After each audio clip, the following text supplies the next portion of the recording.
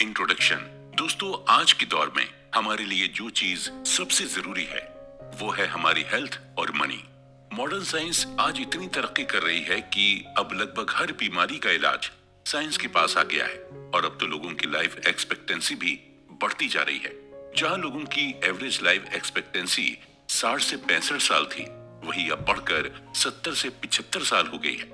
वहीं अगर हम पैसे यानी मनी की बात करें तो आज भी वही इन्वेस्टिंग, पर्सनल फाइनेंस और बिजनेस प्लानिंग की ही बात होती है और इन चीजों को समझकर शायद ही कोई अच्छा इन्वेस्टर बना। ओवर द इयर्स हमने ये सीखा कि डॉक्टर कैसे बनते हैं, इंजीनियर कैसे बनते हैं, लॉयर कैसे बनते हैं। इन सब के बारे में हमने प्रॉपर पढ़ाई की और फिर इन स्किल्स को लर्न किया। लेकिन शायद ही कोई हो जिसने पर्सनल फाइनेंस को पढ़कर डेब्ट मैनेजमेंट की स्किल सीखी हो या जिसने बहुत पैसे सेव कर लिए हों। इसकी मेन वजह यही है कि हमने फाइनेंस को भी बाकी सब्जेक्ट्स की तरह ही समझा है। जैसे फिजिक्स में हम लॉ और रूल्स को समझते थे, ठीक इसी तरह हमने फाइनेंस को भी समझा।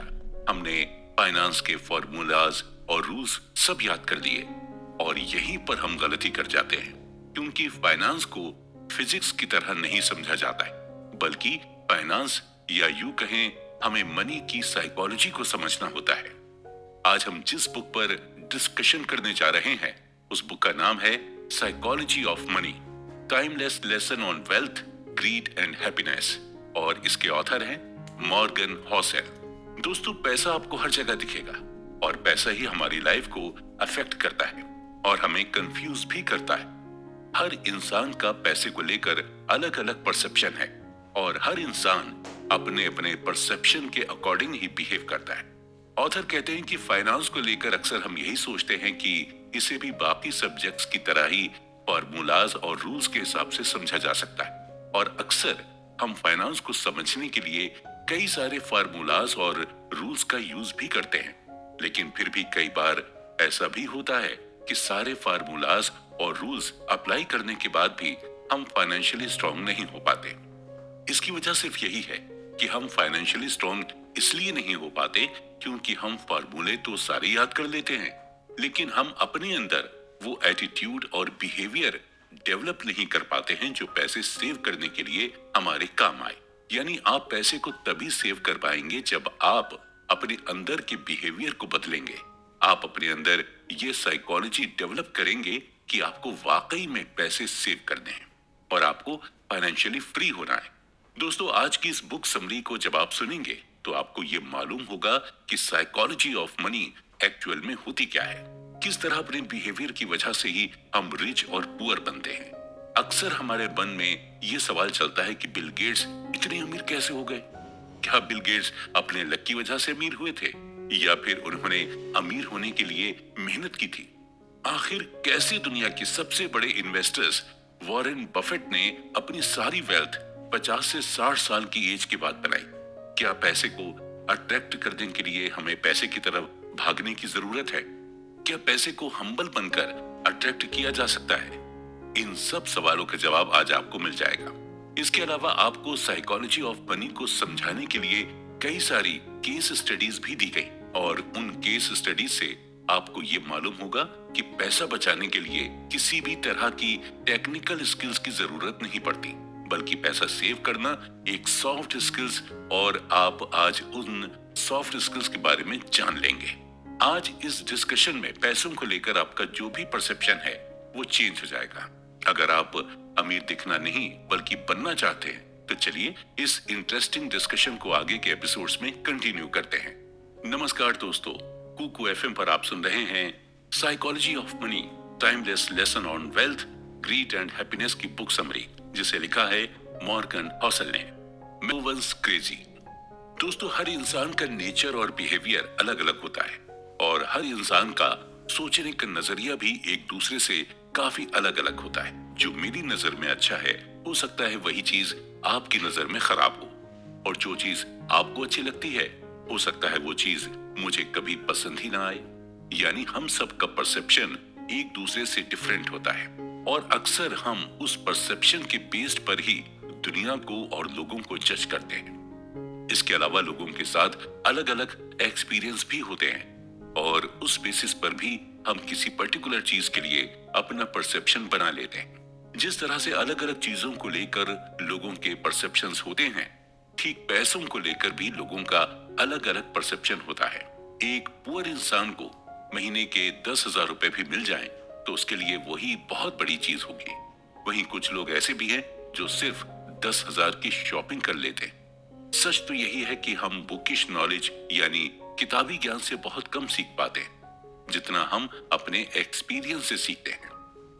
एक इंसान जिसका स्टॉक मार्केट में काफी लॉस हुआ, वही इस लॉस को एक्सपीरियंस कर सकता है और उस एक्सपीरियंस से ही वो सीख सकता है। इसी के रिगार्डिंग इकोनॉमिस्ट माइकल बेटनिक का कहना है कि लाइफ के लेसन को समझने से पहले उन्हें एक्सपीरियंस किया जाता है। 2006 में national bureau of economic research के इकोनॉमिस्ट अल्ट्रिक मैंडमीर और स्टीफन नेगल ने कंज्यूमर फाइनेंसेस पर एक सर्वे किया था, और इस सर्वे को करने का मकसद ये पता लगाना था कि ज्यादातर अमेरिकन्स अपने पैसों का इस्तेमाल किस तरह से करते हैं। थ्योरेटिकली लोगों को यही लग रहा था कि इस सर्वे में यही कंक्लूजन सामने आएगा कि ज्यादातर अमेरिकन्स अपने इन्वेस्टमेंट को अपने फाइनेंशियल गोल के हिसाब से प्लान करते हैं, और जो भी इन्वेस्टमेंट ऑप्शन उनके सामने अवेलेबल है उसी हिसाब से वो इन्वेस्टमेंट करते हैं। लेकिन इस सर्वे में सरप्राइजिंग बात सामने आई, और वो सरप्राइजिंग बात ये थी कि ज्यादातर अमेरिकन्स अपने फाइनेंशियल गोल के हिसाब से इन्वेस्टमेंट नहीं करते हैं, बल्कि ज्यादातर अमेरिकन अपने इन्वेस्टमेंट को अपनी लाइफ में हुए एक्सपीरियंस के हिसाब से करते हैं। यानी पैसों को लेकर बचपन से लेकर जवानी तक उनका जो भी एक्सपीरियंस था वो उसी बेसिस पर इन्वेस्ट करते हैं। अगर आपका बचपन महंगाई में गुजरा है तो आप अपने पैसे को बॉन्ड में इन्वेस्ट नहीं करेंगे, और अगर अपने बचपन में आपने स्टॉक मार्केट को ग्रो करते देखा है तो यकीनन आप स्टॉक मार्केट में ही इन्वेस्ट करेंगे। और वहीं अगर आप स्टॉक मार्केट में लोगों को नुकसान उठाते हुए देखेंगे तो आप स्टॉक मार्केट में इन्वेस्ट करना बिल्कुल भी पसंद नहीं करेंगे। ऑथर कहते हैं कि हमारे अंदर रिस्क लेने की विलिंगनेस या पावर है, वो पावर हम अपने पर्सनल एक्सपीरियंस से ही लेते हैं, और ये पावर, ये विलिंगनेस हमें एजुकेशन या हमारी इंटेलिजेंस की वजह से नहीं मिली, बल्कि सिर्फ और सिर्फ हमारे एक्सपीरियंस की वजह से ही मिली है। एग्जाम्पल के तौर पर मान लीजिए कि जब आप छोटे थे और आपके फादर ने अपने रिलेटिव्स और फ्रेंड्स को उधार पैसे दिए हों और वो पैसे उन्हें आज तक ना मिले हों, तो आपके मन में भी यही आएगा कि रिलेटिव्स और फ्रेंड्स को कभी उधार नहीं देना चाहिए। इसी तरह अगर आपके फादर पर ज्यादा लोन हो और वो लोन को रिपे नहीं कर पाने की वजह से उन पर फाइनेंशियल क्राइसिस आ जाए, तो आपके मन में भी यही आएगा कि हमें लोन नहीं लेना चाहिए। यानी हम अपना फाइनेंशियल डिसीजन अपने एक्सपीरियंस के बेस पर ही बनाते हैं। ऑथर कहते हैं कि हम पैसों को लेकर जो भी डिसीजन लेते हैं, उस डिसीजन को हम करंट मोमेंट में मिली इंफॉर्मेशन से जस्टिफाई करते हैं, और उस डिसीजन को हम अपने यूनिक मेंटल मॉडल के हिसाब से ढाल लेते हैं। यानी एक इंसान जो भी अपना फाइनेंशियल डिसीजन लेता है, प्रेजेंट टाइम में उसके लिए वही डिसीजन सेंसिबल होता है। उसे यही लगता है कि जो फाइनेंशियल डिसीजन अभी वो ले रहा है वही उसके लिए बेहतर है, और अपने इस डिसीजन को वो क्यों ले रहे हैं और किस लिए ले रहे हैं, और इसके जवाब में वो आपको अपने फाइनेंशियल एक्सपीरियंस के बारे में बताएंगे।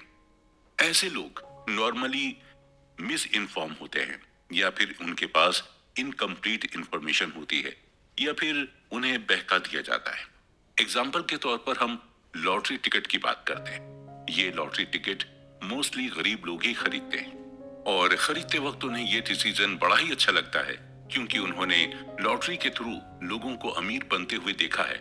उनका मेंटल मॉडल इसी तरह से वर्क करता है कि अमीर मेहनत से नहीं बल्कि लॉटरी या सिर्फ गलत तरीके से पैसे कमाकर ही बना जा सकता है, और नतीजा यही होता है कि ऐसे लोग लॉटरी टिकट खरीदते हैं या फिर शॉर्टकट का यूज करते हैं। पैसों के साथ हमारा जो बिहेवियर होता है वो बड़ा ही क्रेजी और बचकानी चीजों से भरा होता है। जो आपके लिए पागलपन हो सकता है वो चीज मेरे लिए सेंसिबल हो।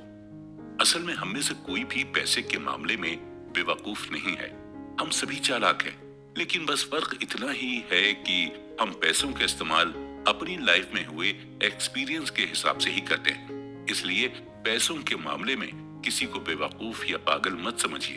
बस यही समझिए कि ये जो भी चीज कर रहा है वो अपनी लाइफ के एक्सपीरियंस की वजह से ही कर रहा है। Luck and risk. Bill Gates किसी भी इंट्रोडक्शन के मोहताज नहीं है। दुनिया के सबसे अमीर में से एक बिल गेट्स को लगभग सभी जानते हैं। अक्सर हमारे दिमाग में ये सवाल उठता है कि आखिर बिल गेट्स इतने अमीर हुए कैसे। इसे हम बिल गेट्स की कहानी से ही समझते हैं। बिल गेट्स 28 अक्टूबर 1955 में सीटल, वॉशिंगटन में बोर्न हुए थे और बचपन से ही इनका इंटरेस्ट टेक्नोलॉजी की तरफ था। और जब ये 13 साल के हुए तो इनका एडमिशन लेक साइड स्कूल में करा दिया गया था। लेक साइड स्कूल पूरे सीटल में इकलौता स्कूल था जहां पर कंप्यूटर था। यहाँ तक कि सीटल की बड़ी बड़ी यूनिवर्सिटीज और कॉलेजेस में भी कंप्यूटर नहीं था। लेक साइड स्कूल में ही बिल गेट्स की दोस्ती पॉल एलन के साथ हो गई थी, जो बाद में बिल गेट्स के साथ माइक्रोसॉफ्ट के को फाउंडर बने। शुरुआती दौर में कंप्यूटर बच्चों के कोर्स का हिस्सा नहीं हुआ करता था, बल्कि इसे एज अ को करिकुलम एक्टिविटी के तौर पर लिया जाता। बिल गेट्स और पॉल एलन दोनों को ही कंप्यूटर में जबरदस्त इंटरेस्ट था और ये दोनों ही अपना खाली टाइम कंप्यूटर के सामने बैठकर बिताते थे और धीरे धीरे करके दोनों ही कंप्यूटर में एक्सपर्ट होते चले गए। दोनों ही कंप्यूटर पर कुछ वर्क कर रहे थे कि अचानक से पॉल एलन ने फॉर्चून मैगजीन उठाई और बिल गेट्स को दिखाई और कहा कि 500 फॉर्चून कंपनी में आना कितनी बड़ी बात होती होगी। इसके जवाब में 13 साल के बिल गेट्स ने कहा कि एक दिन हमारी भी कंप्यूटर कंपनी होगी और हमारी भी कंपनी 500 फॉर्चून में लिस्ट होगी। और आज हम सभी माइक्रोसॉफ्ट के सक्सेस के बारे में जानते हैं। अब हमारे लिए सोचने वाली बात यह है कि जब बिल गेट्स ने ये बात कही तो उस वक्त 13 साल की उम्र के पूरी दुनिया में 303 मिलियन बच्चे थे। यूएसए में कुल 18 मिलियन बच्चे थे जिनकी एज 13 साल थी। न्यूयॉर्क में कुल 2,70,000 बच्चे थे जिनकी उम्र 13 साल थी और लेक साइड में सिर्फ 300 ही बच्चे थे जिनकी एज 13 साल की थी। यानी उस वक्त पूरी दुनिया के 303 मिलियन बच्चों में से सिर्फ एक बिल गेट्स ही थे जिन्हें कंप्यूटर की इतनी नॉलेज थी और जो 13 साल की एज में कंप्यूटर खरीदने के लिए कैपेबल थे और जिनके मन में कंप्यूटर कंपनी बनाने का ख्याल आया। बिल गेट्स का यह मानना था कि अगर उनकी लाइफ में लेक साइड नहीं होता तो शायद माइक्रोसॉफ्ट भी नहीं होता। यानी हम ये क्लियरली कह सकते हैं कि आज अगर बिल गेट्स इस मुकाम पर हैं तो कहीं ना कहीं अपने स्ट्रॉन्ग लक की बदौलत ही हैं। हालांकि इस बात से भी हम डिनाई नहीं कर सकते कि वो हार्ड वर्किंग नहीं है, वो बिल्कुल हार्ड वर्किंग है, लेकिन उन्हें इस मुकाम पर लाने वाला सिर्फ उनका लक था। अब हम बात करते हैं बिल गेट्स के एक और फ्रेंड केंट इवांस की। बिल गेट्स और इवांस की फ्रेंडशिप तब हुई जब बिल गेट्स 8th ग्रेड में थे। बिल गेट्स, पॉल एलन और केंट इवांस तीनों ही बचपन से ये सपना देखते थे कि एक दिन तीनों मिलकर कंपनी बनाएंगे। यहाँ तक कि तीनों ये भी डिस्कस करते थे कि कौन सीईओ बनेगा और कौन मैनेजर। लेकिन दोस्तों, किस्मत का कुछ अलग ही प्लान था। माउंटेनियरिंग करने के दौरान केंट इवांस की डेथ हो गई। हैरत की बात यह थी कि पूरे यूएसए में माउंटेनियरिंग करने के दौरान सिर्फ 36 लोग की ही डेथ होती थी और माउंटेनियरिंग में 1 मिलियन में से सिर्फ 1 लोग की ही डेथ होने के चांसेस रहते हैं। जहां बिल गेट्स के पास लक था, वहीं केंट इवांस की किस्मत में रिस्क आया। केंट इवांस ने उस रिस्क को फेस किया जो लाखों लोगों में से किसी एक को मिलता है। बिल गेट्स और केंट इवांस दोनों ही की एनर्जी सेम थी, दोनों का मैग्नीट्यूड सेम था और दोनों के ख्वाब भी सेम थे, लेकिन दोनों के डायरेक्शन अलग हो गए थे। ये सच है कि लक और रिस्क आपस में सिबलिंग है, यानी दोनों ही भाई बहन जैसे हैं और दोनों ही एक जैसे ही होते हैं। अगर आपको यकीन करना हो तो आपको दोनों पर ही यकीन करना होगा। लक और रिस्क, ये दोनों फैक्टर्स हमारी लाइफ का एक इम्पॉर्टेंट हिस्सा हैं। कभी हमारा लक हमारे साथ रहता है तो कभी हम रिस्क में रहते हैं, लेकिन हमारे लिए दोनों को ही मेजर करना और दोनों को ही एक्सेप्ट करना मुश्किल होता है। ऑथर कहते हैं कि अगर हम किसी वेल्दी को देखें तो हमें बिल्कुल भी ये अंदाजा नहीं लगाना चाहिए कि इसकी जो वेल्थ है वो इसने कड़ी मेहनत करके बनाई है। हो सकता है कि उसकी वेल्थ को पाने के लिए उसके लक ने उसका साथ दिया। या फिर अगर हम किसी वेल्दी इंसान को देखें तो हम ये परसेप्शन ना बनाएं कि इसे लक की वजह से वेल्थ मिली। हो सकता है उस इंसान ने उस वेल्थ को पाने के लिए जबरदस्त रिस्क लिया हो। सो बेसिकली यही है कि हमें बिल्कुल भी किसी की वेल्थ के बारे में परसेप्शन नहीं लगाना चाहिए। कोई अपनी किस्मत की वजह से ये बन जाता है तो कोई और जबरदस्त मेहनत करके अमीर बनता है। पैसे की ये खासियत है कि ये दोनों ही लोगों के पास आ सकता है, नेवर इनफ। दोस्तों, अगर आपको भूख लगी हो और आपके सामने खाने की टेबल लगी और आपसे ये कहा जाए कि आपकी जो मर्जी हो वो आप खा सकते हैं और चाहे जितना खा सकते हैं। नॉर्मली जब इस तरह की सिचुएशन होती है तो एक इंसान अपनी भूख से ज्यादा खाने लगता है और जिसका नतीजा ये होता है कि उस इंसान का पेट खराब हो जाता है या फिर वोमिटिंग करने लगता है। खाने की टेबल को देखकर उसे ये अंदाजा ही नहीं होता कि उसे कितना खाना है और कितना नहीं। ठीक इसी तरह का बिहेवियर हम पैसे के साथ भी करते हैं। जब हमारे पास पैसे का फ्लो बनने लगता है तो हम यही सोचते रहते हैं कि हमारे पास और ज्यादा पैसा है। और ज्यादा पैसे कमाने के लिए हम रिस्क पर रिस्क लेते चले जाते हैं। हम लालच में आ जाते हैं। हमें ये मालूम ही नहीं होता कि हमें कहां पर खुद से इनफ बोल देना चाहिए। जितने भी लोग अमीर हुए हैं वो कभी भी पैसे के पीछे नहीं भागते, बल्कि वो पैसे को अट्रैक्ट करते हैं अपनी मेहनत से, अपनी समझदारी से, और वो खुद को ज्यादा पैसे कमाने से रोकते भी हैं। और शायद यही वजह है कि उनके पास और पैसा आता ही जाता है। इस बात को डीपली समझाने के लिए ऑथर हमें रजत गुप्ता का एग्जाम्पल देते हैं। रजत गुप्ता कोलकाता में बॉर्न हुए थे, यानी पैदा हुए थे, और टीनेज में पहुंचते पहुंचते ये पूरी तरह से अनाथ हो चुके थे। लेकिन आगे चलकर जो उन्होंने अचीव किया वो वाकई में सरप्राइजिंग था। मिड 40s तक पहुंचते पहुंचते रजत मैकिन्से कंपनी के सीईओ बन गए थे। मैकिन्से दुनिया की सबसे बड़ी कंसल्टिंग फर्म है। मैकिन्से से 2007 में रिटायर्ड होने के बाद रजत को यूनाइटेड नेशन और इकोनॉमिक फोरम में भी काफी अहम रोल मिला और रजत ने बिल गेट्स के साथ भी मिलकर कई सारे प्रोजेक्ट्स पर काम भी किया था। यानी ओवरऑल रजत एक प्रेस्टिजियस लाइफ को जी रहे थे और सभी के लिए ये सीखने वाली बात थी कि एक इंसान जो स्लम में पैदा हुआ, उसका उठना बैठना दुनिया के बड़े बड़े लोगों के साथ था। 2008 तक रजत गुप्ता की वेल्थ $100 मिलियन हो गई थी। ये अमाउंट इतना था कि इस अमाउंट से रजत जो चाहते वो कर सकते थे। लेकिन रजत की ख्वाहिश कुछ और ही थी। वो मिलेनियर तो थे, लेकिन अब वो बिलियनियर बनना चाहते थे।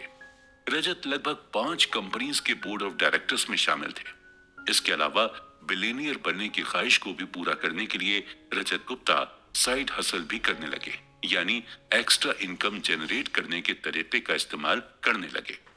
रजत शेयर ट्रेडिंग भी जमकर करने लगे थे। उन्हें किसी ने टिप दी कि वॉरेन बुफेट बैंक के सर्वाइवल के लिए $5 बिलियन का फंड देने वाले हैं। रजत गोल्डमैन सैच्स के बोर्ड ऑफ डायरेक्टर्स में शामिल थे। गोल्डमैन इन्वेस्टमेंट बैंकिंग की फील्ड में काफी बड़ा नाम थी। रजत को जब ये पता चला कि वॉरेन बफेट गोल्डमैन बैंक में इन्वेस्ट भी करने वाले हैं, तो उन्होंने फंड मैनेजर राज राजारत्नम को फोन करके बताया और फिर राज राजारत्नम ने अपने लिए और रजत गुप्ता के बिहाव पर गोल्डमैन के टोटल 1,75,000 शेयर खरीद लिए और फाइनली गोल्डमैन के शेयर के प्राइस बढ़ गए।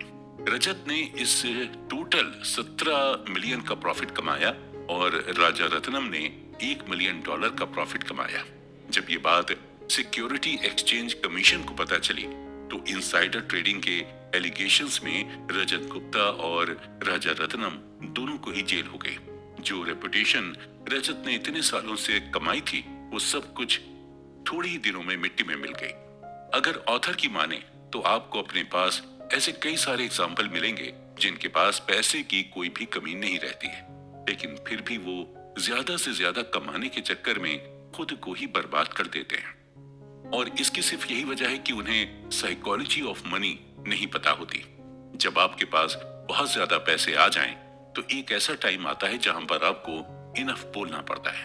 अगर आप खुद को रोकेंगे नहीं तो आप पैसों के जाल में फंसते चले जाएंगे और नतीजा ये होगा कि आप अपनी इज्जत भी गंवाएंगे और अपना पैसा भी। आपको 4 चीजें हमेशा ध्यान में रखनी होंगी। पहली है, the hardest financial skills is getting the goal post moving, यानी जब आपके पास ज्यादा पैसा आ जाए तो आपको ज्यादा का लालच नहीं करना चाहिए। आपको धीरे धीरे आगे के गोल पर काम करना चाहिए। एम्बिशन पर ज्यादा सेटिस्फेक्शन पर फोकस करना चाहिए। जितनी तेजी से आप पैसे की तरफ भागेंगे, उतनी ही तेजी से पैसा आपसे दूर भागेगा। इसलिए जरूरी यह है कि आप धीरे धीरे पैसे की तरफ जाएं और पैसे से सेटिस्फाइड होना सीखें। दूसरी है social comparison is the problem here. अपनी वेल्थ का, अपनी इनकम का कंपैरिजन किसी और से बिल्कुल भी ना करें, क्योंकि सोशल कंपैरिजन एक ऐसी लड़ाई है जो कोई भी जीत नहीं सकता, और ये लड़ाई कभी खत्म नहीं होती, लेकिन इसे खोलते खेलने वाला हारता जरूर। आप अपने पैसे का कंपैरिजन करके खुद को ही मेंटली परेशान करते हैं। तीसरी है enough is not too little. Enough के थ्रू आपको ये रियलाइज करना होता है कि अगर आपने अपने आप को ज्यादा से ज्यादा पैसे कमाने के लिए पुश किया, तो एक ऐसा पॉइंट आएगा जहां पर आपको रिग्रेट होगा। जैसे हमने शुरू में कहा था कि आप उतना ही खाना खाइए जितना कि आप डाइजेस्ट कर सकें। इसलिए आपको पता होना चाहिए कि आपको कहां पर खुद को रोकना है। और चौथी है there are many things never worth risking no matter the potential gain. Rajat Gupta जब जेल से छूटे तो उन्होंने यही स्टेटमेंट दिया था कि हमें किसी चीज से अटैचमेंट नहीं रखनी चाहिए, वो चाहे रेपुटेशन की अटैचमेंट हो या पैसों की अटैचमेंट हो। कुछ ऐसी चीजें हैं जो इनवैल्यूएबल हैं, जैसे हमारी फैमिली, सोसाइटी में हमारी रिस्पेक्ट, फ्रीडम और इंडिपेंडेंस। ये सभी चीजें हमें बड़ी ही मुश्किल से मिलती हैं, और हमें तभी रिस्क लेना चाहिए जब हमें ये लगे कि हमारे रिस्क लेने से इन इनवैल्यूएबल चीजों पर कोई असर नहीं पड़ेगा। आप जरा खुद सोचिए कि ऐसा रिस्क लेने से क्या फायदा जहां पर आपकी इज्जत दांव पर लगे, या फिर आपकी फैमिली को प्रॉब्लम हो जाए, या आपकी फ्रीडम खत्म हो जाए। इसलिए जब भी कोई रिस्क ले तो इन सब चीजों के बारे में जरूर सोचें। सेटिस्फाई होना सीखें और पैसे को अट्रैक्ट करना सीखें। और पैसे को आप अट्रैक्ट तभी कर पाएंगे जब आप उसके पीछे भागना छोड़ देंगे। कॉन्फाउंडिंग कंपाउंडिंग। दोस्तों, एग्जाम से पहले एक रात पढ़ाई करके आप अच्छे नंबरों से पास हो सकते हैं, लेकिन टॉपर बनने के लिए आपको लगातार रोजाना पढ़ाई करनी होती है। आप सिर्फ एक दिन पढ़कर टॉप नहीं कर सकते। अगर आपको कोई कंपटीशन एग्जाम बीट करना हो तो उसके लिए एक ही दिन की पढ़ाई काफी नहीं होती, बल्कि आपको हर दिन थोड़ा थोड़ा पढ़ना होता है। तभी जाकर आप कंपटीशन बीट कर पाते। ठीक इसी तरह का कॉन्सेप्ट पैसे के साथ भी। पैसा उसी को अपनी तरफ खींचता है जो उसके पीछे लगातार कंसिस्टेंसी के साथ मेहनत करता जाता है। अगर आपको सही मायने में वेल्दी होना है तो आपको रोजाना पैसे कमाने के लिए मेहनत करनी होगी। अक्सर लोग जल्दी से अमीर बनने की सोचते हैं, और जल्दी पैसे कमाने के चक्कर में वो लोग गलत तरीकों का इस्तेमाल करने लगते हैं, और नतीजा ये होता है कि जितनी तेजी से वो पैसा कमाते हैं, उतनी ही तेजी से उनका पैसा चला भी जाता है। उन्हें पैसे की साइकोलॉजी पता नहीं होती। उन्हें ये नहीं मालूम होता कि पैसा उनसे अट्रैक्ट होता है जो उसे पाने के लिए हर दिन मेहनत करते जाते हैं। हम छोटी छोटी चीजों को करके ही बड़ी चीजों को पा सकते हैं, और छोटी चीजें करके बड़ी चीज पाने को ही कंपाउंडिंग कहते हैं। इस बात को ऑथर हमें एग्जाम्पल देकर समझाते हैं कि अगर आपका अपना वजन कम करना चाहते हैं तो आपका वजन एक ही दिन में कम नहीं हो जाएगा। आपको अपने वजन को कम करने के लिए डेली जिम जाना होगा और डेली एक्सरसाइज करनी होगी। जब आप डेली ये सभी प्रोसेस करेंगे तभी आपका वजन कम हो पाएगा। इस बात को सही तरह से समझने के लिए हम वॉरेन बफेट का एग्जाम्पल लेते हैं। वॉरेन बफेट के ऊपर लगभग 2000 किताबें लिखी जा चुकी हैं। ज्यादातर लोग यही कहते हैं कि वॉरेन बफेट दुनिया के सबसे अच्छे इन्वेस्टर्स में से एक हैं। नो डाउट, इस बात पर किसी को कोई शक नहीं है, लेकिन कुछ ही राइटर्स ऐसे हैं जो ये मेंशन करते हैं कि वॉरेन बफेट ने इन्वेस्टिंग की शुरुआत कब से की थी। बहुत कम ही लोग जानते हैं कि वॉरेन बफेट जब लगभग 10 साल के थे तभी से उन्होंने इन्वेस्टिंग की शुरुआत कर दी थी। अभी फिलहाल वॉरेन बफेट की नेट वर्थ $85 बिलियन के आसपास है, और इस $85 बिलियन में से $84.5 बिलियन उन्होंने तब कमाए थे जब उनकी उम्र 50 साल के पार हो गई थी, और $81.5 बिलियन उन्होंने तब कमाए जब वो अपने मिड 60s में थे। यानी 40 साल तक उनकी कमाई कोई खास नहीं थी, लेकिन वो लगातार इन्वेस्टमेंट करते चले गए। 40 साल की मेहनत का नतीजा उन्हें तब मिला जब उनकी एज 50 से ज्यादा हो गई थी। यानी वॉरेन बफेट की कमाई कंपाउंडिंग प्रोसेस के थ्रू हुई। अक्सर हमारे साथ यही होता है कि हम शुरू में बड़े ही जोश खरोश के साथ मेहनत करते हैं, लेकिन जब हमें इसका रिजल्ट तुरंत नहीं मिलता तो हम हिम्मत हारने लगते हैं। ठीक इसी तरह जब हम अपने पैसे को शेयर मार्केट में इन्वेस्ट करते हैं और कुछ दिनों के बाद जब हमें इन्वेस्ट किए हुए पैसे में प्रॉफिट नहीं दिखाई देता तो हम इम्पेशेंट होकर उस शेयर को कम दाम में बेच देते हैं। ऑथर बताते हैं कि कंपाउंडिंग को आप इफेक्टिव तरीके से कर सकते हैं जब आपके अंदर पेशेंस होगा। इसी तरह जब हम बिजनेस की शुरुआत करते हैं और उस बिजनेस की शुरुआत में हमें प्रॉफिट नहीं होता तो हम बेचैन यानी रेस्टलेस होने लगते हैं और नतीजतन उस बिजनेस को हम बंद कर देते हैं। वॉरेन बफेट रिचेस्ट इन्वेस्टर जरूर हैं, लेकिन उन्हें ग्रेटेस्ट इन्वेस्टर नहीं माना जाता। जिम साइमंस ने 1988 से 66% एनुअली अपनी इनकम को कंपाउंड किया है, जबकि वॉरेन बफेट ने 22% एनुअली अपने पैसे को कंपाउंड किया है। सरप्राइजिंगली साइमन की नेटवर्थ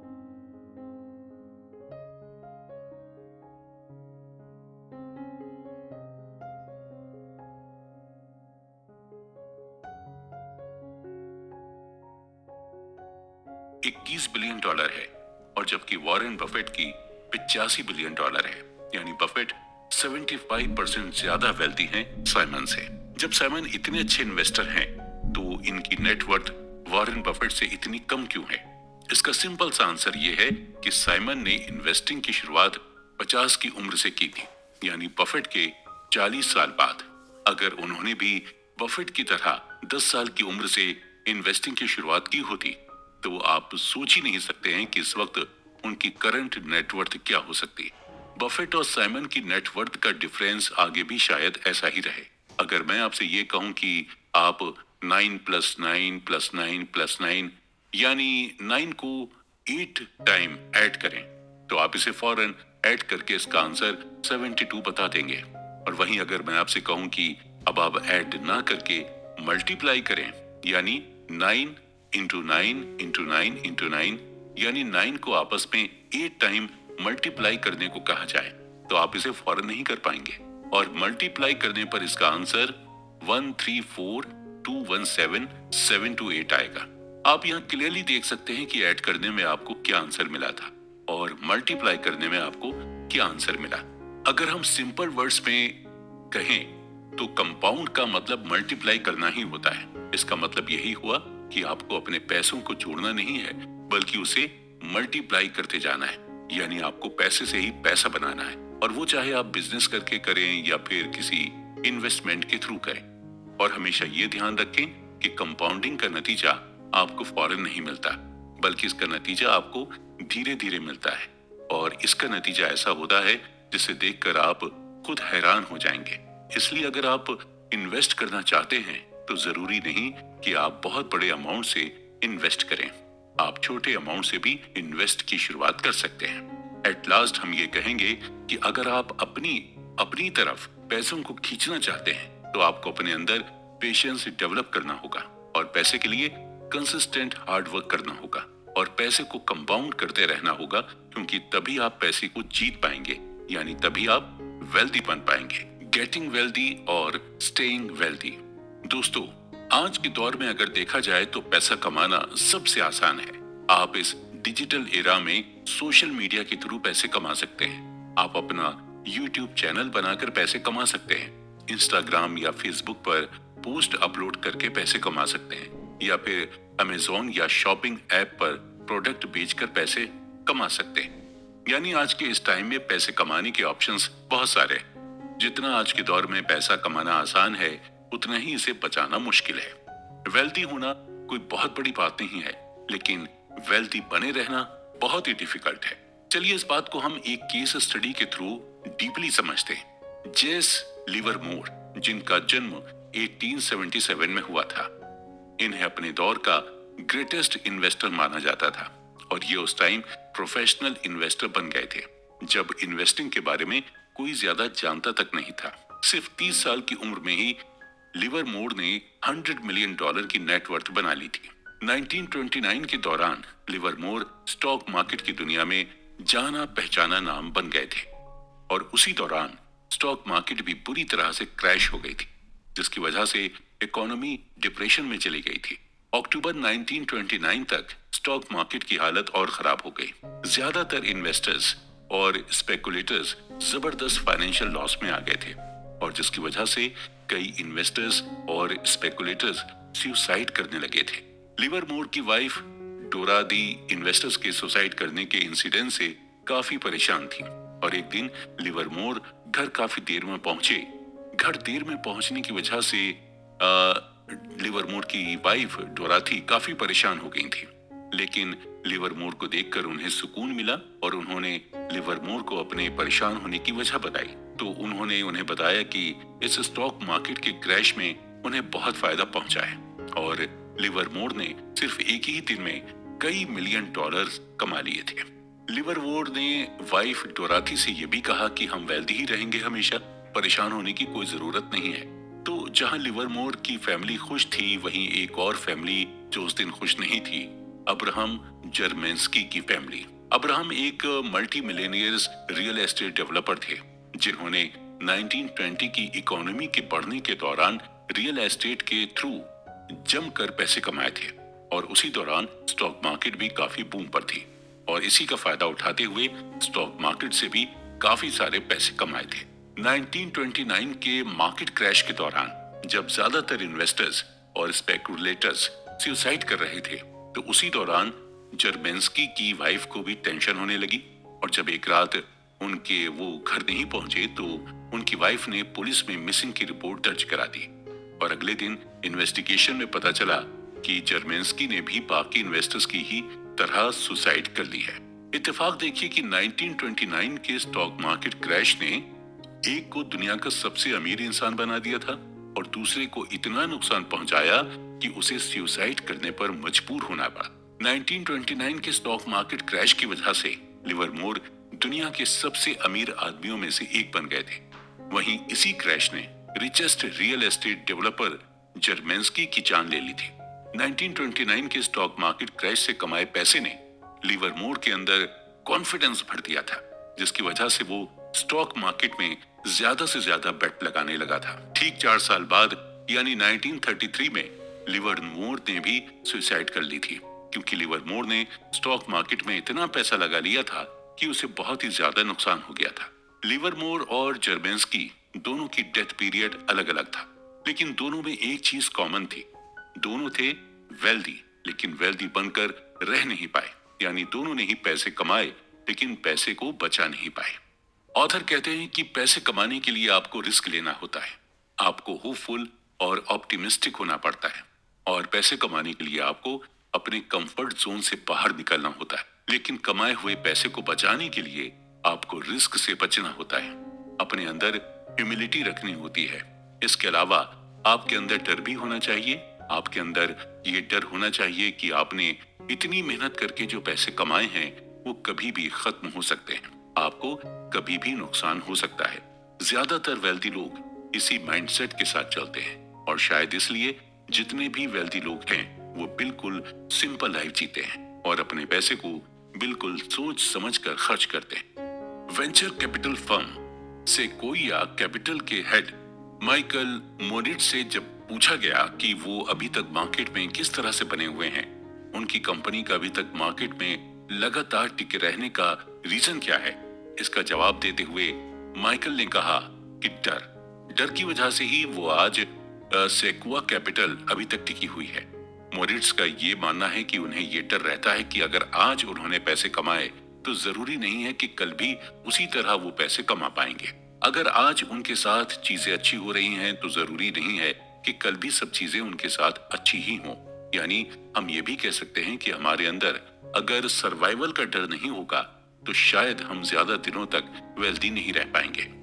ऑथर के हिसाब से वेल्दी बने रहने के लिए हमें अपने अंदर सर्वाइवल माइंडसेट रखना होगा, और इसे आप 3 तरीके से देख सकते हैं। पहला यह है कि आपको ये सोचना होगा कि आप फाइनेंशियली अनब्रेकेबल हैं।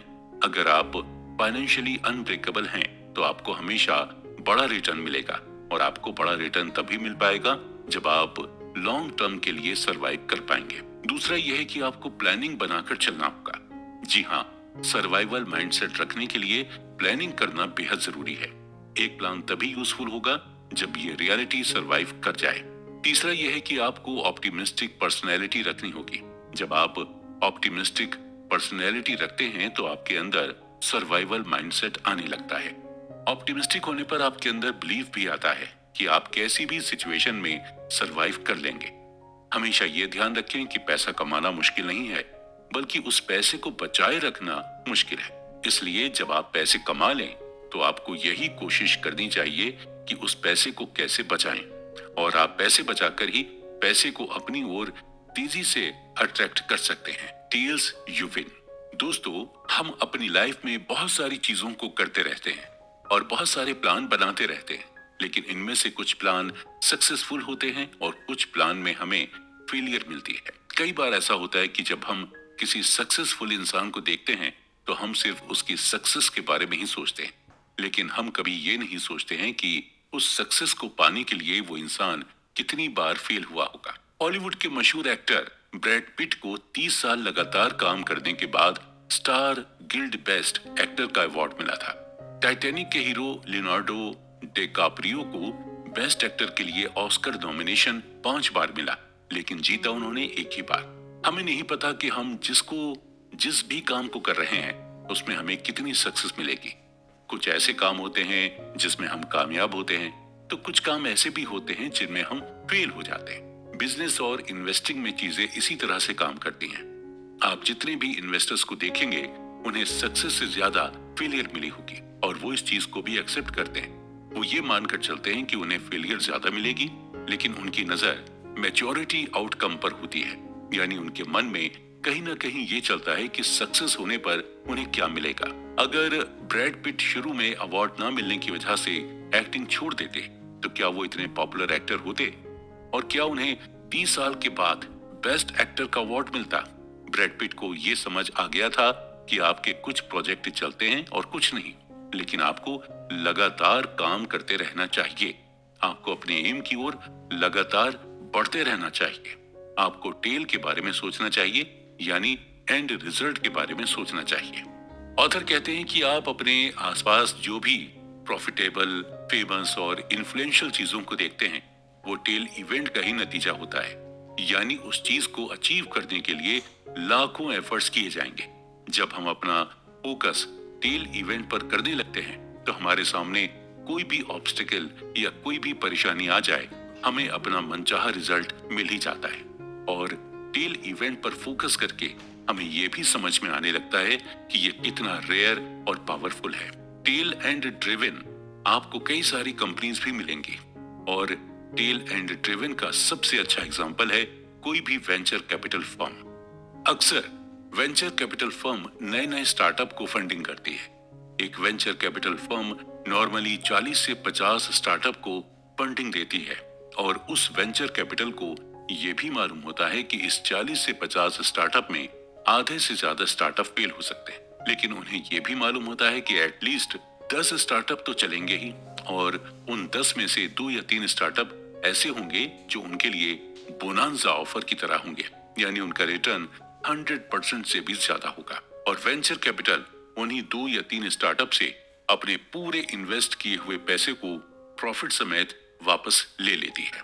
इसी तरह जब कोई इन्वेस्टर अपना पोर्टफोलियो बनाता है तो उसे भी ये मालूम होता है कि पोर्टफोलियो में शामिल हर स्टॉक उसे अच्छा रिटर्न नहीं देगा, लेकिन पोर्टफोलियो में शामिल 1-2 स्टॉक ऐसे होंगे जो पूरे पोर्टफोलियो का प्रॉफिट कवर करके दे देंगे। ऑथर की माने तो टेल इवेंट ही सब कुछ है, और जिसने ये समझ लिया वही सक्सेसफुल हुआ। आप जितने भी वेल्दी लोगों की कहानी सुनेंगे आपको उनके बारे में यही पता चलेगा कि वो हमेशा टेल इवेंट के बारे में सोचते हैं। जब आपको ये रियलाइज हो जाता है कि बिजनेस में टेल्स ही सब कुछ है, तो आपके लिए फेल होना, बिजनेस का ना चलना, लॉस होना, ये सभी बातें नॉर्मल हो जाती हैं। आपको फेलियर बिल्कुल भी सरप्राइजिंग नहीं लगता, और आप इसे भी वेल्दी होने का एक पार्ट मान लेते हैं, और आप ये एक्सेप्ट कर लेते हैं कि फेलियर भी इसी प्रोसेस का एक हिस्सा है। हमारे साथ इशू यही होता है कि हम फेलियर को एक्सेप्ट नहीं करते, हम पैनिक करने लग जाते हैं। हमें ये लगने लगता है कि हमारे साथ कैसे हो सकता है, हमने तो बहुत मेहनत की थी। लेकिन हम ये भूल जाते हैं कि मेहनत का रिजल्ट तो हमें हमेशा एंड में ही मिलता है। अगर आप एक अच्छे स्टॉक पिकर हैं, तो आपके साथ ये हो सकता है कि कई बार आप स्टॉक पिक करने में गलती कर जाएं। या अगर आप एक अच्छे बिजनेसमैन हैं, तो ये आपके साथ बिल्कुल हो सकता है कि आप एक खराब और नॉन प्रॉफिटेबल प्रोडक्ट को बेचने लग जाएं। ग्रेट इन्वेस्टर्स पीटर लिंच का ये मानना है कि अगर आप किसी बिजनेस में अच्छे हैं, तो यानी आप उस बिजनेस में 10 में से 6 बार करेक्ट होंगे और 4 बार इनकरेक्ट होंगे। यानी आपके 6 डिसीजन सही होंगे तो 4 डिसीजन गलत होंगे। हम अपने ऊपर सही चीजों को करने के लिए खुद पर मेंटल प्रेशर बनाने लगते हैं। हम ये सोचने लगते हैं कि हमसे कोई गलती कभी हो ही नहीं सकती। महान बल्लेबाज सचिन तेंदुलकर भी फेल हुए थे और 25 साल क्रिकेट खेलकर भी उनसे कई गलतियां हुई थी। और अगर ऐसा ना होता तो 664 इंटरनेशनल मैचेस में उनकी 100 सेंचुरी से और कई ज्यादा सेंचुरीज होती। इन्वेस्टर्स और एंटरप्रेन्योर से हमें यही सीखने को मिलता है कि कोई भी हर बार सही डिसीजन नहीं ले सकता। आपको क्या लगता है कि Bill Gates, Jeff Bezos, Elon Musk हर बार सही ही डिसीजन लेते हैं? नहीं, उनके कई बार कई डिसीजंस गलत भी होते हैं। बस फर्क सिर्फ इतना है कि हमें उनके गलत डिसीजन के बारे में पता नहीं चलता, क्योंकि हम उनकी सक्सेस को ही देखकर चकाचौंध हो जाते हैं। हम में और उनमें बस फर्क यही है कि वो फेलियर को प्रोसेस का एक हिस्सा मानते हैं, उसे खुद पर हावी नहीं होने देते।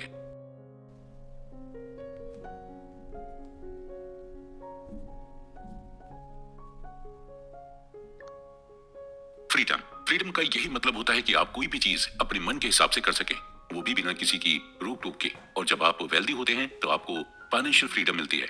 आपको ये आजादी मिलती है कि आप अपने पैसों का कुछ भी कर सकते हैं। और जब आपको फाइनेंशियल फ्रीडम मिल जाती है तो आपको हैप्पीनेस भी मिलती है।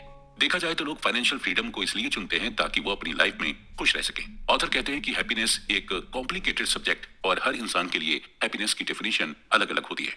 एक छोटे बच्चे को भी देखकर हमें खुशी मिल जाती है और अपने चहेते फिल्म स्टार को लाइव देखकर भी हमें खुशी मिल जाती है। लेकिन अगर हम हैप्पीनेस की कॉमन डेनोमिनेटर की बात करें तो हैप्पीनेस हमें तभी मिलती है जब हमारी लाइफ हमारे ही कंट्रोल में होती है। अपनी लाइफ में हम जब भी कर रहे होते हैं, उसका कंट्रोल जब हमारे हाथ में होता है तो हमें बहुत खुशी महसूस होती है। आप कितना भी ज्यादा पैसे क्यों ना कमा लें, लेकिन अगर आपकी लाइफ आपके अपने कंट्रोल में नहीं है तो आप खुश नहीं हो सकते। वहीं अगर आप कुछ भी ना कमा रहे हों, लेकिन अगर आपकी लाइफ आपके कंट्रोल में है तो आप डेफिनेटली खुश हैं। ऑथर कहते हैं कि अक्सर लोग यही चाहते हैं कि उनकी लाइफ कंट्रोल में रहे, और जब कोई उनसे किसी काम को करने के लिए कहता है तो उन्हें यही लगता है कि उन्हें डिसएम्पावर्ड किया जा रहा है या डोमिनेट किया जा रहा है। उन्हें यह लगता है कि सामने वाला अपनी चॉइस उन पर थोप रहा है, जबकि इंसान के पास खुद ये चॉइस रहती है कि वो दूसरे की चॉइस को हाँ कहे या फिर ना कहे, या फिर सिंपली वही करे जैसा उनसे कहा जाए। जब हम चॉइसेस के इस खेल में फंस जाते हैं तो हमें ये रियलाइज होने लगता है कि फ्रीडम होना कितना जरूरी है, स्पेशली फाइनेंशियल फ्रीडम, क्योंकि ये आपको चॉइस देती है कि आप अपने टाइम और अपने पैसे से कुछ भी कर सकते हैं। सक्सेसफुल एंटरप्रेन्योर डेरेक साइवर्स से जब उनके एक फ्रेंड ने यह पूछा कि वो इतने रिच कैसे हुए, तो इसके जवाब में वो अपनी कहानी सुनाते हुए कहते हैं कि अपना स्टार्टअप शुरू करने से पहले वो जॉब करते थे और उस जॉब में उन्हें $1800 की सैलरी मिलती थी और वो हर महीने अपनी सैलरी में से कुछ न कुछ सेव करते थे। 2 साल के अंदर उन्होंने $12,000 सेव कर लिए थे। जॉब करने के दौरान उनकी एज 22 साल थी, यानी 22 साल की एज में उन्होंने $12,000 सेव कर लिए थे। $12,000 सेव करने के बाद डेरेक ने अपनी जॉब से रिजाइन कर दिया और जॉब छोड़कर वो एक फुल टाइम म्यूजिशियन बन गए थे। डेरेक को हर महीने म्यूजिक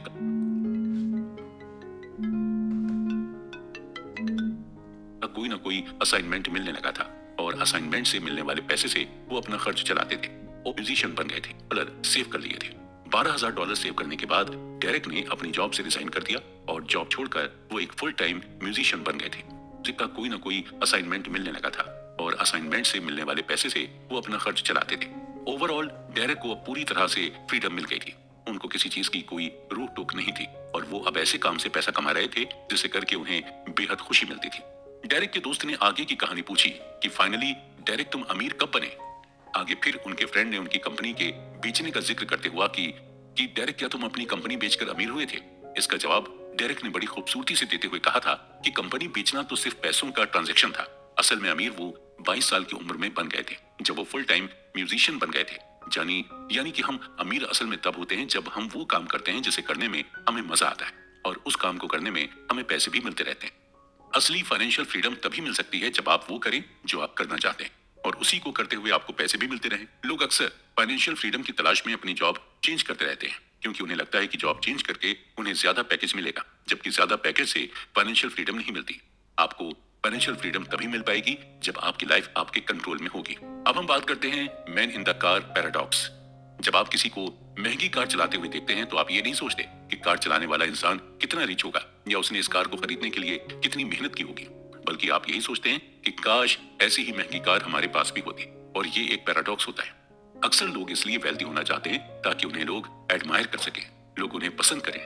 और ऐसे लोग इसलिए महंगे कपड़े, महंगी कार, महंगी घड़ियां खरीदते हैं ताकि वो दूसरों को इम्प्रेस कर सकें, दूसरे उन्हें एडमायर करें। बल्कि रियलिटी में दूसरे उनसे इम्प्रेस या एडमायर नहीं होते। उनके महंगे कपड़े, महंगी घड़ियां और महंगी कार देखकर दूसरे लोग अपने लिए एक बेंचमार्क तय कर लेते हैं कि उन्हें भी ऐसी ही घड़ी लेनी है, ऐसी ही महंगी कार लेनी है और ऐसे ही महंगे महंगे कपड़े पहनने हैं। और उनके अंदर भी सेम डिजायर होती है कि उनसे भी लोग इम्प्रेस हों और लोग उन्हें भी एडमायर करें। ये एक ह्यूमन टेंडेंसी है। इंसान हमेशा से चाहता है कि लोग उसे पसंद करें, उसे एडमायर करें, उसे ही लोग अपना रोल मॉडल माने। और इसके लिए ज्यादातर लोग पैसे का सहारा लेते हैं या फिर महंगी चीजों को प्रॉन्ट करके दूसरों का दिल जीतने की कोशिश करते हैं। लेकिन उन्हें भी ये मालूम होता है कि दूसरे भी यही चाहते हैं। वो आपसे और आपकी चीजों से इम्प्रेस नहीं होते हैं, बल्कि उनकी खुद की पर्सनल डिजायर उन्हें आपसे बात करने के लिए मजबूर करती है। लोगों को पैसे से इम्प्रेस करने से बेहतर है आप उन्हें अपनी ह्यूमिलिटी, काइंडनेस और एम्पैथी से इम्प्रेस करें, क्योंकि इन चीजों से बनाया गया इंप्रेशन लॉन्ग लास्टिंग होता है। आप कितने भी गरीब या अमीर हो जाएं, लेकिन अपने नेचर से आप लोगों को अपनी ओर खींच सकते हैं। Wealth is what you don't see. हम पैसे को तो अपनी आंखों से देख सकते हैं, लेकिन वेल्थ को नहीं। वेल्दी होना एक स्टेट ऑफ लिविंग है। जैसे आप हवा को नहीं देख सकते, ठीक उसी तरह आप वेल्थ को भी नहीं देख सकते। आपको ऐसे कई लोग मिल जाएंगे जो महंगी महंगी कार चलाएंगे, लेकिन महंगी कार होने पर भी वो इतने अमीर नहीं होते। वहीं आप ऐसे भी लोगों को देखेंगे जिनके पास नॉर्मल सी कार होगी, लेकिन एक्चुअल में वो बहुत अमीर होंगे। हालांकि ये भी हो सकता है कि अगर किसी के पास महंगी कार है तो वो एक्चुअल में वेल्दी हो सकता है, लेकिन उस महंगी कार की वजह से उसकी वेल्थ कम हो जाती है। ऑथर ने इस बात को हमें एग्जाम्पल देकर समझाया है कि अगर आपने 1 करोड़ की कार दी है तो इसका यही मतलब हुआ कि आपकी जो वेल्थ थी उससे आपके 1 करोड़ रुपए कम हो गए। मोस्टली जो वेल्दी होते हैं इसीलिए महंगी कार खरीदना अवॉइड करते हैं। हम अक्सर वेल्थ को देखकर ही जज करते हैं और हमें सामने वाला जैसा दिखता है हम उसी हिसाब से अपना परसेप्शन बना लेते हैं। अगर कोई महंगे ब्रांडेड कपड़े पहनता है तो हमें यही लगने लगता है कि सामने वाला वेल्दी है, लेकिन हमें पूरी रियलिटी नहीं पता होती। हो सकता है सामने वाले ने कपड़े तो महंगे पहने हैं, लेकिन उसके ऊपर लाखों करोड़ों का डेब्ट हो। मॉडर्न कैपिटलिज्म की वजह से आज लोग आसानी से खुद को वेल्दी दिखाते हैं, जबकि वो एक्चुअल में होते नहीं है। लोन लेकर आप भी महंगी कार ले सकते हैं, आलीशान घर बनवा सकते हैं या फिर महंगे कपड़े पहन सकते हैं। ये सब करना आसान है, लेकिन इन चीजों को मेंटेन करना आपके लिए मुश्किल हो जाएगा। महंगी कार लेंगे तो ईएमआई भी ज्यादा आएगी और फिर उसका मेंटेनेंस का बिल भी ज्यादा आएगा। यानी महंगी चीजें लेना आसान है, लेकिन उन्हें मेंटेन करना मुश्किल। और ये आप तभी कर पाएंगे जब आप वाकई में वेल्दी होंगे। इसी तरह सिंगर रिहाना ज्यादा खर्च करने के चक्कर में बैंकरप्ट हो गई थी, और जिसकी वजह से उन्होंने अपने फाइनेंशियल एडवाइजर को केस कर दिया था। कोर्ट में एडवाइजर ने रिहाना से यही कहा कि जब आप महंगी महंगी चीजें खरीदेंगी तो एंड में आपके पास सिर्फ महंगी चीजें ही बचेंगी, आपके पास पैसे नहीं बचेंगे। अक्सर जब कोई ये कहता है कि वो करोड़पति बनना चाहता है तो उसका यही मतलब होता है कि वो करोड़ों रुपए खर्च कर सके। हम रिच और वेल्दी होने में डिफरेंशिएट नहीं कर पाते। रिच आपकी करंट इनकम बताती है। अगर आज आपके अकाउंट में 1 करोड़ रुपए हैं तो आप अमीर हैं, लेकिन वहीं अगर सालों से आपके अकाउंट में करोड़ों रुपए आते और जाते रहे हो तो आप वेल्दी हैं।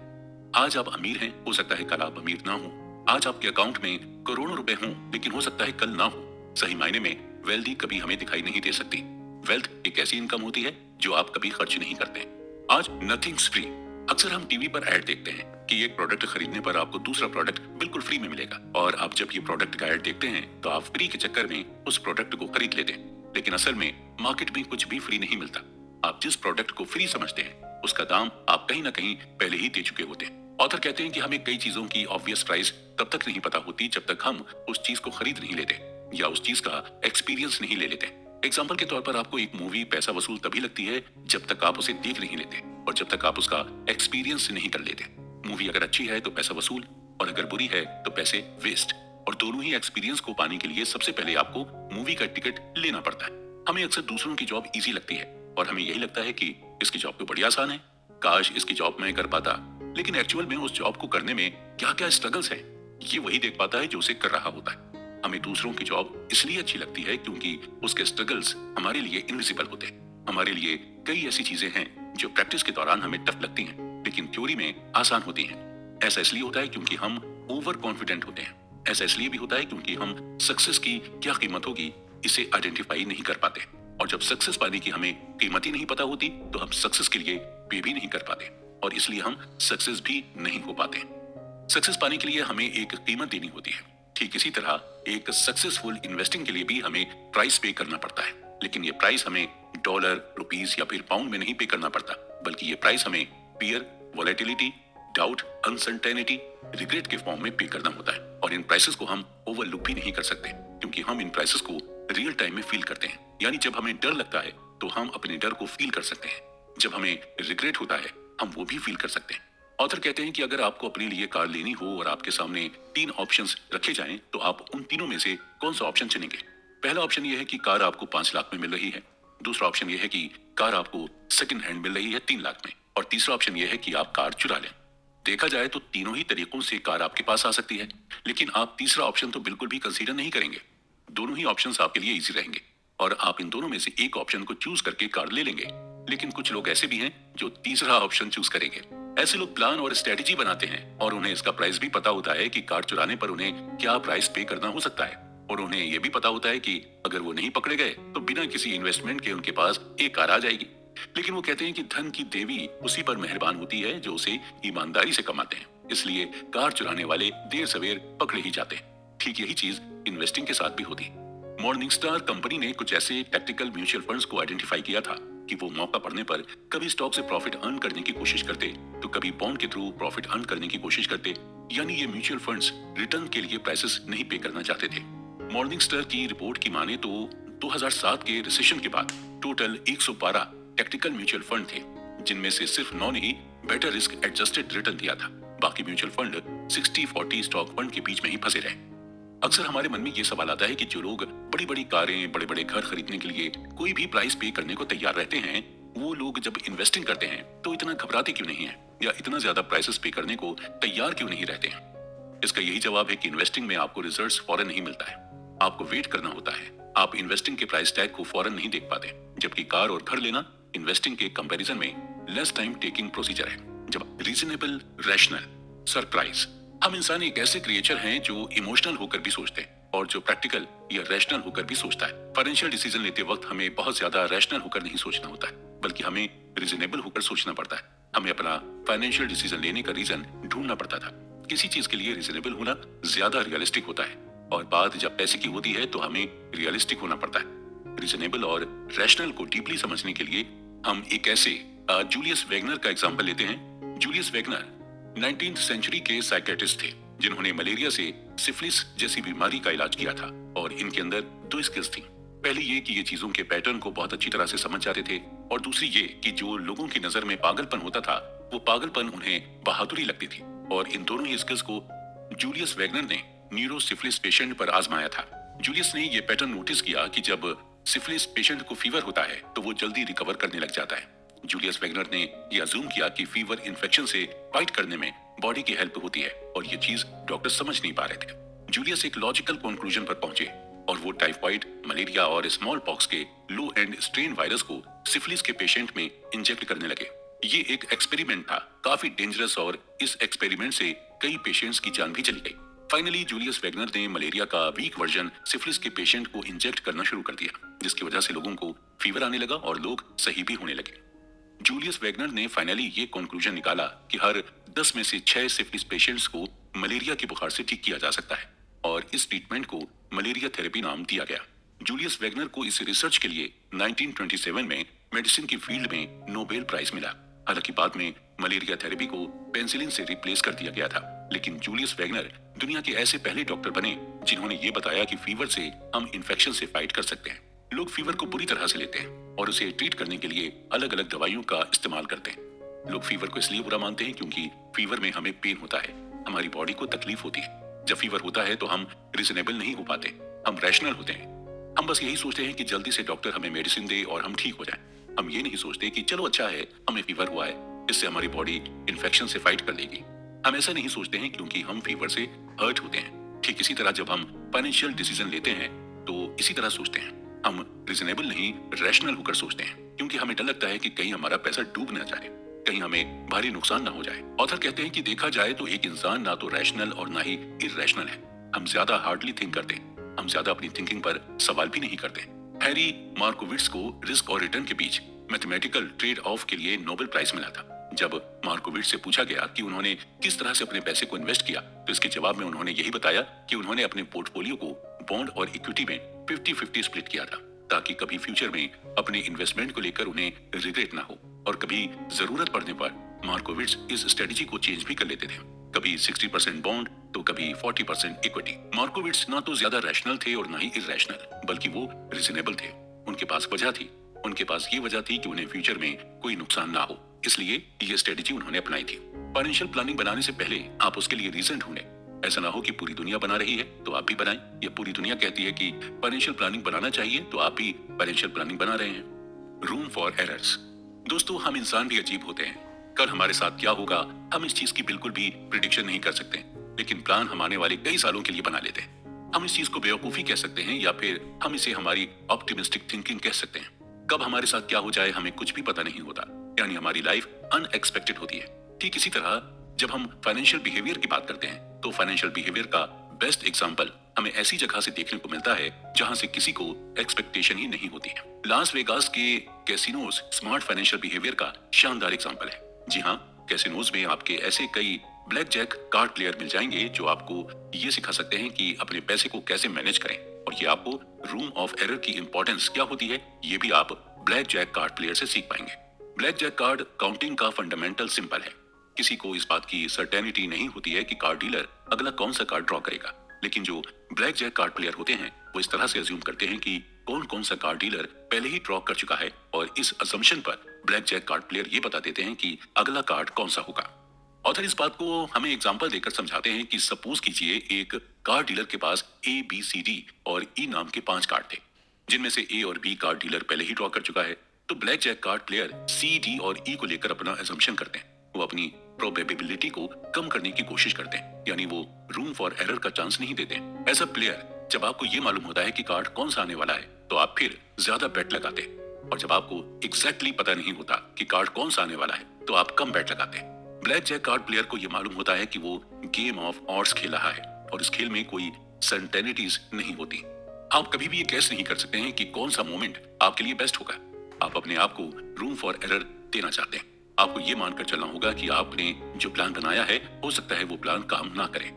हम रूम फॉर एरर को मार्जिन ऑफ सेफ्टी भी कह सकते हैं, और बात जब पैसों की होती है तो हम रूम फॉर एरर को अंडर एस्टिमेट करने लगते हैं।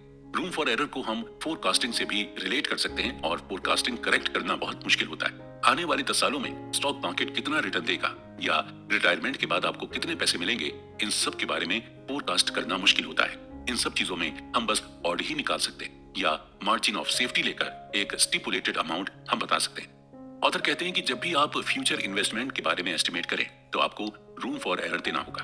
आपको ये मानकर चलना होगा कि आपका एस्टिमेशन एकदम एक्यूरेट नहीं हो सकता। रूम फॉर एरर एक साइंस है जहां पर आपको रिस्क लेना होता है, लेकिन रिस्क लेने से पहले आपको ये सोचना होता है कि जो रिस्क आप ले रहे हैं वो वर्थ टेकिंग है या नहीं। दोस्तों, अक्सर हमने हॉलीवुड की फिल्मों में देखा है कि कैसे एलियंस अमेरिका के शहरों में अटैक कर देता है।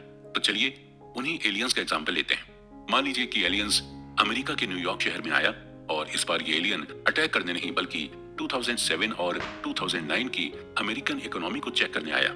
2007 में उसने देखा कि लोग मौज मस्ती कर रहे हैं, पार्टी कर रहे हैं, अच्छा खा रहे हैं, अच्छे अच्छे कपड़े पहन रहे हैं। 2009 में फिर उसने देखा कि लोग पार्टी कर रहे हैं, अच्छा खा पी रहे हैं और अच्छे अच्छे कपड़े पहन रहे हैं। यानी 2007 और 2009 की लाइफस्टाइल में ज्यादा डिफरेंस नहीं था।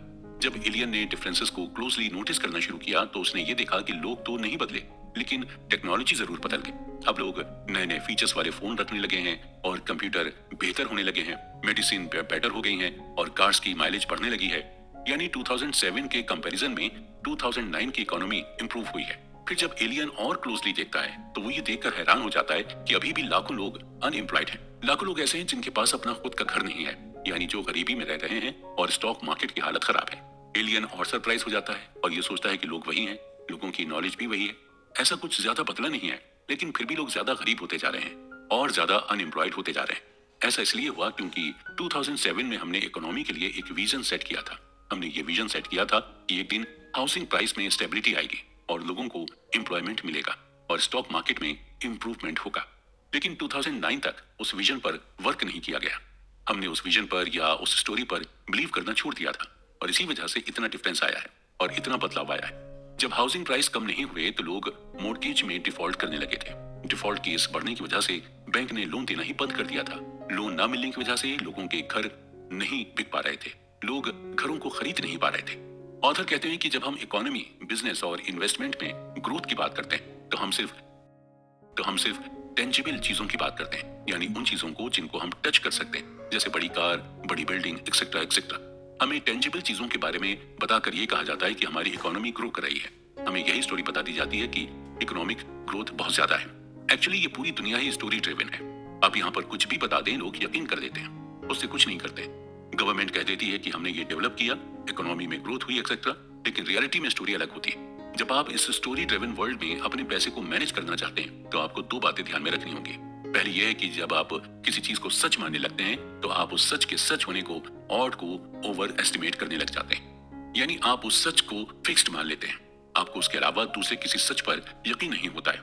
ऑथर इस बात को हमें एक एग्जाम्पल देकर समझाते हैं कि अगर आपके पास पैसे नहीं है और आपसे ये कहा जाए कि शहर के बाहर एक बाबा रहते हैं जो किसी भी बीमारी का इलाज कर लेते हैं, तो आप उस बाबा के पास जाते हैं और अपनी बीमारी का इलाज कराने लग जाते हैं। अगर आपके पास पैसा होता तो आप किसी बड़े हॉस्पिटल में जाकर अपना इलाज करा लेते हैं। यानी इससे ये प्रूफ होता है कि जब आपके पास पैसे नहीं होते और आप बीमार हो जाते हैं तो आप किसी भी बात को सच मान लेते हैं। दूसरी चीज ये है कि जब हमें दुनिया के बारे में इनकम्प्लीट व्यू मिलता है तो हम खुद से ही उस व्यू को कंप्लीट करने लग जाते हैं। हम खुद का नैरेटिव बनाकर उस गैप को फिल करने लग जाते हैं। अगर ऐसा होता है कि जब आप किसी को कोई बात बताते हैं तो वो इंसान जब किसी और को आपकी बात बताता है तो उसमें वो अपना नैरेटिव डाल देता है या एक दो चीजें अपनी तरफ से भी ऐड कर देता है। Is all together now confession. हम आपको नहीं जानते और आप हमें नहीं जानते हैं। आपको अपने पैसों के साथ क्या करना है ये आपसे बेहतर और कोई नहीं जानता। अपने पैसे के आप खुद मालिक हैं। आप चाहे इसे सेव करके रखें या फिर इसका इन्वेस्टमेंट कर दें। यहाँ पर हम सिर्फ आपको रिकमेंड कर सकते हैं और पैसों की साइकोलॉजी ही बता सकते हैं। बाकी चीजें आपको ही करनी और कैसे करनी है ये भी आपको ही डिसाइड करना होगा। हम आपको बस यही बता सकते हैं कि ये दुनिया बहुत ही कॉम्प्लेक्स है और रिस्क एंड लक दोनों से ही चलती है। आपको लक और रिस्क दोनों की ही ताकत को अच्छी तरह से समझना होगा कि कोई चीज आपको लक से मिल सकती है और कोई चीज आपको रिस्क से। आपको ये भी ध्यान रखना होगा कि जितना कम आपके अंदर ईगो होगा उतना ही आप पैसे को अपनी ओर अट्रैक्ट करते जाएंगे। पैसे की ये खासियत होती है कि ये उनके पास ही हमेशा टिका रहता है जो हम्बल होते हैं और जिनके अंदर ह्यूमिलिटी होती है। इसके साथ आपको भी ये ध्यान रखना होगा कि आपको अपने पैसे इस तरह से मैनेज कर दें कि आप रात में सुकून से सो सकें। आपको पैसे इस तरह से कमाने हैं कि आपको नींद अच्छी आए। ऑथर कहते हैं कि अगर इन्वेस्टमेंट में कोई चीज आपके फेवर में नहीं जा रही है तो उससे परेशान होने की बिल्कुल भी जरूरत नहीं है। आप हर बार जीत सकते हैं, कभी कभी आपको हार को भी गले लगाना होता है। अगर आप चाहते हैं कि आपके पास पैसा बना रहे तो आपके पास जितना पैसा है आप उसी में खुश रहना सीखें। जब आप अपने पैसे से खुश रहेंगे तो पैसे आपके पास खुद ब खुद आएंगे। पैसे का इस्तेमाल आप टाइम को कंट्रोल करने में लगाएं, यानी पैसे से अपनी लाइफ को कंट्रोल करना सीखें। पैसे कमाने का मजा तभी है जब आप अपने हिसाब से चीजों को कर सकें, अपने मन के मुताबिक अपनी लाइफ को एंजॉय कर सकें। लोगों के साथ अच्छा बिहेव करने की कोशिश करें क्योंकि लोग आपकी मटेरियलिस्टिक चीजों से ज्यादा दिन तक इंप्रेस नहीं रहते। जो लोग ज्यादा शो ऑफ करते हैं पैसा उनके पास ज्यादा दिनों तक टिक नहीं पाता। पैसों का इस्तेमाल कभी भी शो ऑफ करने के लिए ना करें। जितना हो सके अपने पैसे को बचाएं क्योंकि आज अगर आप पैसे को बचाएंगे तो कल यही पैसा आपको भी बचाएगा। अपनी कार के लिए या अपने घर के लिए बचाना अच्छी बात है, लेकिन खुद के लिए भी आपको पैसे बचाना चाहिए क्योंकि कभी कभी ऐसी भी इमरजेंसी आ जाती है जहां पर आपका बचाया हुआ पैसा बहुत काम आ जाता है। अपने लिए कॉस्ट ऑफ सक्सेस को डिफाइन करें और उसके लिए पे करने के लिए रेडी रहें क्योंकि हमें कोई भी चीज फ्री में नहीं मिलती है, हमें हर चीज के लिए पे करना पड़ता है। साथ ही साथ आपको रिस्क लेने से भी नहीं घबराना चाहिए। जहां आपको लगता है कि रिस्क लेना वर्थ इट है या रिस्क का असर आप पर ज्यादा नहीं होगा तो रिस्क लेने से घबराए नहीं क्योंकि रिस्क बाद में आपको पे जरूर करेगा। अपने गेम को डिफाइन करें, यानी लोगों को ये बताएं कि आप क्या हैं और आपकी वैल्यू क्या है और पैसे को लेकर आपकी सोच क्या है। और आपको ये मेक श्योर करना होगा कि आपके एक्शन से दूसरे लोग इन्फ्लुएंस्ड ना हो। दूसरे के डिसीजन की रिस्पेक्ट करें, स्पेशली फाइनेंस में, क्योंकि हर इंसान के अपने अलग अलग फाइनेंशियल गोल होते हैं और अलग अलग अप्रोच भी होती है और उसी गोल और अप्रोच से एक इंसान अपना डिसीजन बना लेता है। आप वही करें जो आपके लिए फाइनेंशियली वर्क करता है। आपको ये जानना होगा कि आपकी फैमिली सेविंग के बारे में क्या सोचती है। आप अपनी फैमिली से अपने सेविंग प्लान के बारे में डिस्कस कर सकते हैं और उन्हें ये बता सकते हैं कि सेविंग करना कितना जरूरी है। अगर आप शादीशुदा हैं तो आप अपनी वाइफ के साथ मिलकर भी सेविंग कर सकते हैं और उन्हें इंडिविजुअली सेविंग करने के लिए भी मोटिवेट कर सकते हैं। इसके अलावा आप किस चीज के लिए सेविंग कर रहे हैं इसका भी आपको टारगेट बनाना होगा। आप घर के लिए सेविंग कर रहे हैं या फिर कार खरीदने के लिए सेविंग कर रहे हैं या किसी जगह हॉलीडे मनाने की सेविंग कर रहे हैं, ये आपको अपने घर वालों के साथ डिस्कस करना होगा। जब आप अपने घर वालों के साथ अपनी सेविंग के प्लान को डिस्कस करेंगे तो आप और ज्यादा मोटिवेटेड फील करेंगे।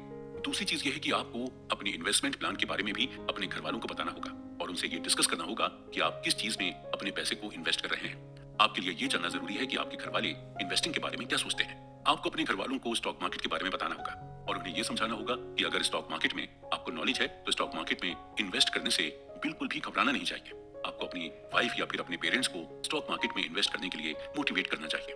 ऑथर आगे कहते हैं कि आपको स्ट्रांगली अपनी फाइनेंशियल फ्रीडम पर वर्क करना चाहिए। हमारा जो भी फाइनेंशियल गोल है उसकी तरफ धीरे धीरे कदम बढ़ाना चाहिए। और ऐसी शानदार वीडियोस और लाने के लिए मेरे इस चैनल को सब्सक्राइब कर दीजिए, बेल आइकन को क्लिक कर दीजिए और अपने फ्रेंड सर्किल, रिश्तेदारों सब में इस ऑडियो बुक को, जो बहुत ही आसान भाषा में, इसको शेयर करिए ज़्यादा से ज़्यादा। और मिलते हैं फिर आपसे। धन्यवाद।